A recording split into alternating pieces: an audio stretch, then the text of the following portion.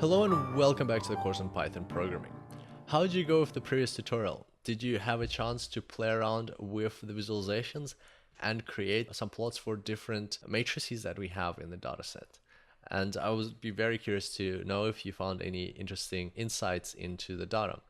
So today what we're going to do is we're going to create our very first function. This is going to be a very interesting tutorial. So let's call it function, or our own function, more like it. What I wanted to mention before we start is that, first of all, here you can see that some of the things on these charts are a bit blurry. That is because I am zoomed in to my browser so that we can see the code better. So if I zoom out, you'll see now.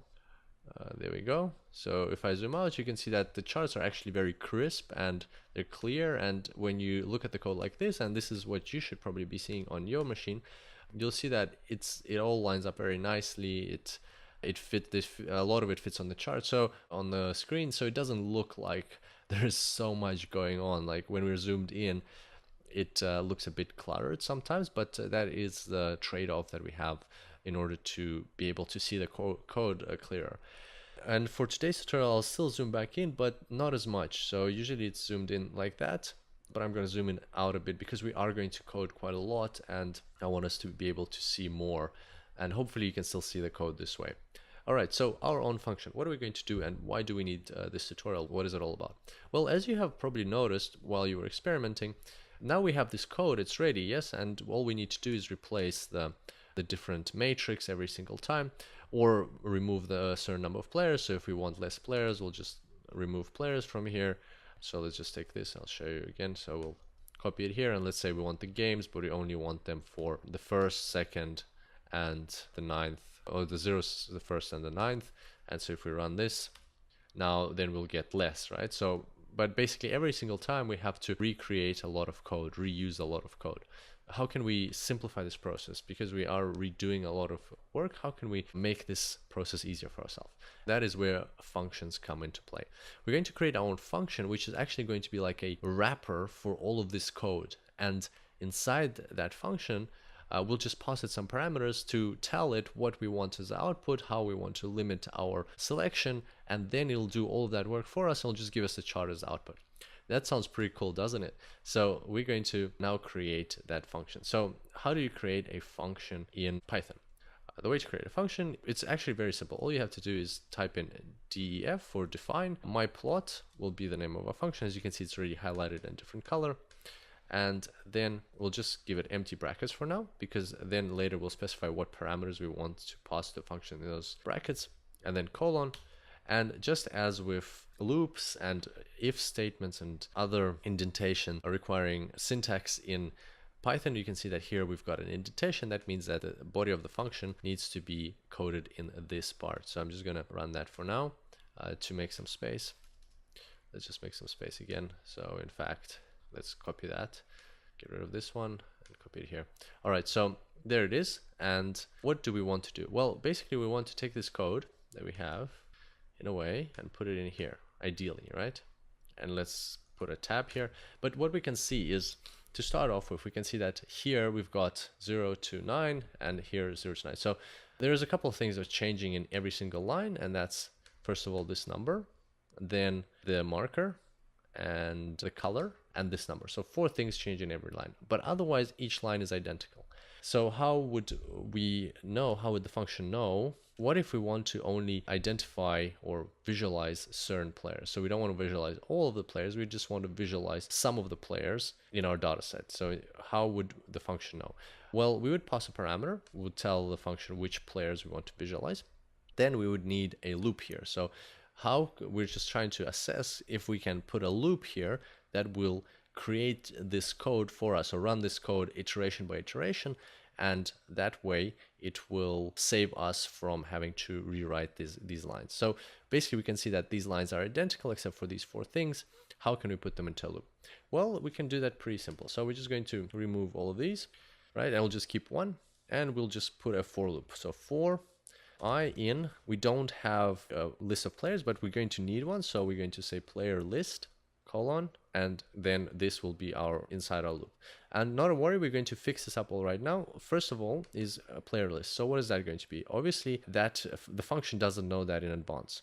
the way we're going to run this function is we're going to actually call it later on, and we're going to say, so here we want to just say something like my plot, and I want to visualize, let's say, for example, I want to visualize, and we'll pass a list of players who we want to have a look at. Let's say Kobe Bryant, LeBron James, and let's say Derrick Rose. Right, so ideally we just want to run the function like that. We pass the list of players to the function, and then it does all the work for us and just creates the visualization, right? That would be the best outcome for us. So how do we do that? Obviously, we need this player list to be a parameter for the function. So my plot takes a parameter, which is this list. And then now we need to utilize this player list. So we know that I is going to iterate over the player list. It's going to first going to be Kobe Bryant, there's going to be LeBron James, there's going to be Derrick Rose. How can we use that? So we have a 0. So we need actually, but I is going to be a name. So we can actually, instead of saying I here, we can say name. So name in player list. So the name is going to have the name. How do we go from the name to the index of the player? Well, very simple. We already know that we have, if we go to the very top, we already know that we have this wonderful dictionary here for players. And we know that from this dictionary, we can, based on the name, we can find the index. So Kobe Bryant's index 0, LeBron James is index 2, Derrick Rose is index 8. So using this dictionary, we can get to the player's index and then pass it on to the matrix. So let's do that. We'll say player dictionary, and instead in here we're going to specify the name, so that the current value of the iteration.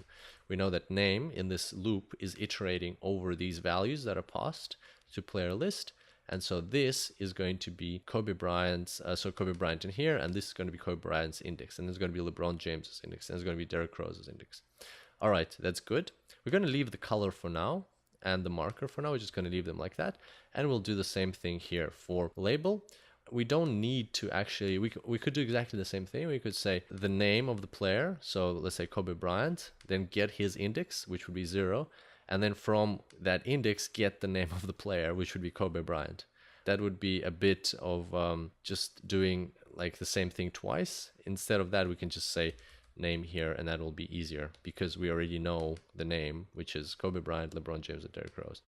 So if we run that, we've just created our function, and if we run a plot, you'll see that we have created the lovely plot for our function, right? So, or our function created a lovely plot for us.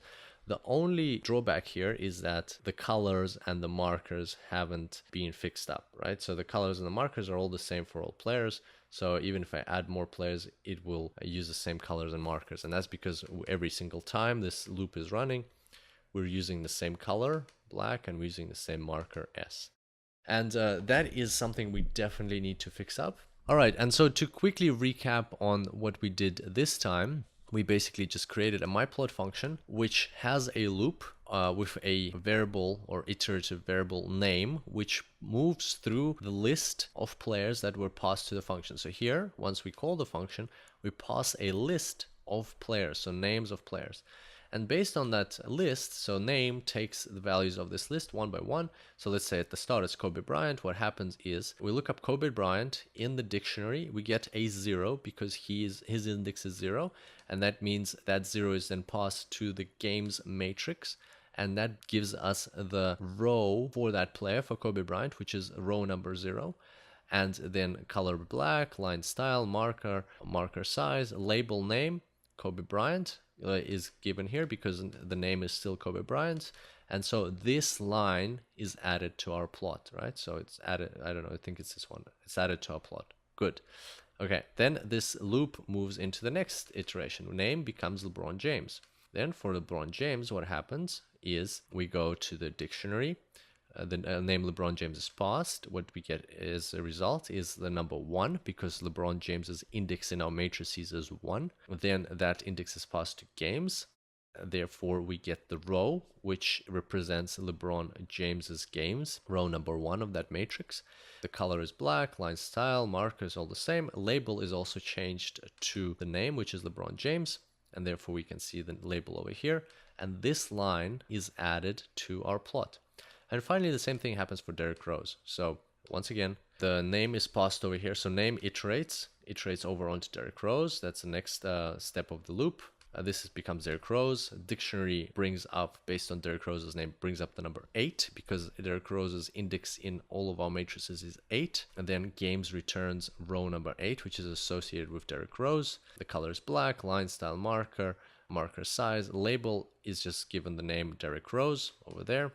And that's how you can see Derrick Rose. And this line is added to a plot. Beautiful. And then after all of that is done, then the legend is plotted over here. The ticks are shown as the seasons, and then the plot is shown.